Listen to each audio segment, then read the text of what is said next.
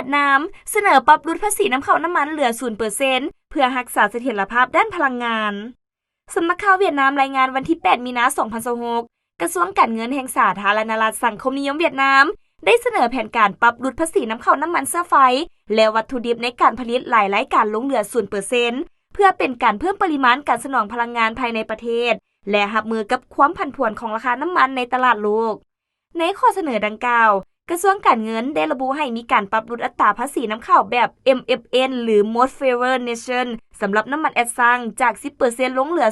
0%ส่วนน้ำมันกระสวนน้ำมันยนต์และเสื้อไฟประเภทอื่นๆแม้นให้ปรับลดจาก 7% ลงเหลือ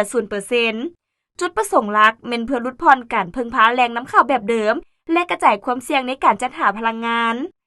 ความเคลื่อนไหวนี้มีขึ้นท่ามกลางสถานการณ์ความตึงเครียดในตะวันออกกลางที่ส่งผลกระทบโดยตรงต่อเส้นทางขนส่งน้ำมันที่สำคัญโดยเฉพาะแม่นซองแคบฮอร์มูดซึ่งเฮ็ดให้ราคาน้ำมันและก๊าซทั่วโลกถีบตัวสูงขึ้นและเสียสมดุลด้านการสนองมาตรการนี้คาดว่าจะมีผลบังคับใช้ไปจนถึงวันที่ 30 เมษายน 2026 เพื่อช่วยรักษาความมั่นคงด้านพลังงานและเสถียรภาพทางด้านเศรษฐกิจมหาภาคถึงแม้ว่ารัฐบาลอาจจะสูญเสียรายรับงบประมาณ 1,024 ล้านดงแต่ถือว่าเป็นบาทเก้าที่จำเป็นเพื่อป้องกันผลกระทบที่จะเกิดกับการผลิตและการบริโภคของประชาชนภายในประเทศนายกไทยออกคำสั่งด่วนให้ภาครัฐวิสาหกิจจัดตั้งปฏิบัติการเฮ็ดเวียกอยู่เฮือนเพื่อประหยัดพลังงาน